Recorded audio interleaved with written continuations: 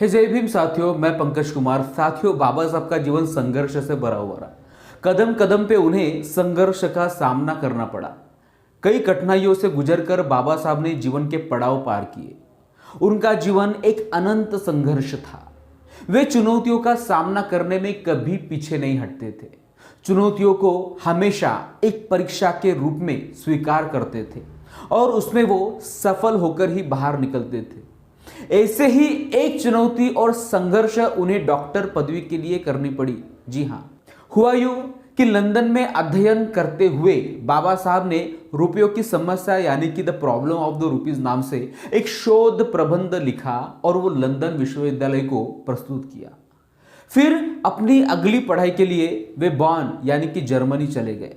प्रबंध में बाबा साहब ने ब्रिटिश शासकों की भारतीय मुद्रा के रुपए के विषय में पोल खोल दी थी, जिससे यह पता चलता था कि कैसे ब्रिटिश सरकार भारतीय मुद्रा रुपए को पाउंड सनदी नाम देकर अपना मुनाफे का रास्ता साफ करती है और भारतीयों पर अन्याय करती है।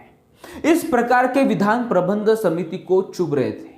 उस प्रबंध में संचित कड़े और चुभने वाले विधानों को देखकर उसे स्वीकृत करने के लिए प्रबंध समिति तैयार नहीं थी। उसी समय बाबा साहब के प्राध्यापक सुप्रसिद्ध अर्थशास्त्री प्रोफेसर कैनन ने उन्हें लंदन बुलाया।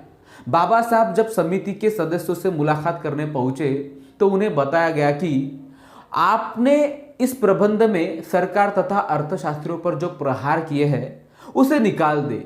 इससे हमें इस प्रबंध की सिफारिश करने में आसानी होगी।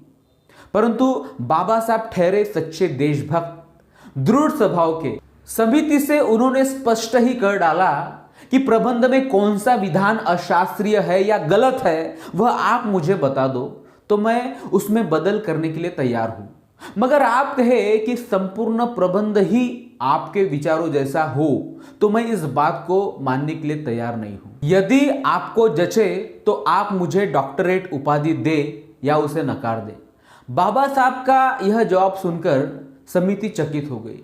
अंत में प्रोफेसर कैनन ने मध्यस्थता कर और कुछ पर्याय सुझाकर उस प्रबंध के रूप में थोड़ा बदलाव किया और वह प्रबंध मान्य कर लिया और डॉक्टर अंबेडकर को डॉक्टर ऑफ साइंस पदवी से विभूषित किया गया।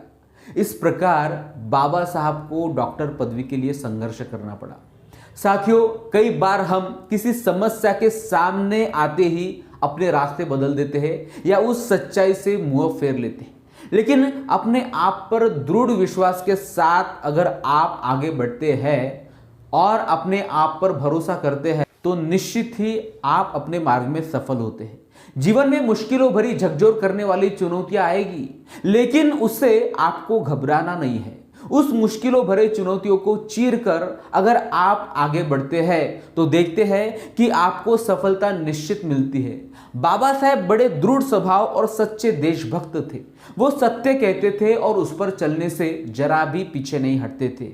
जो उन्हें करना है करके ही रहते थे, फिर उसके परिणाम जो भी हो वो पीछे नहीं हटते थे। वो सच्चाई का साथ कभी नहीं छोड़ते थे। उन्होंने निस्वार्थ भावना से जो इस देश और समाज की सेवा की उसका कोई तोड़ नहीं।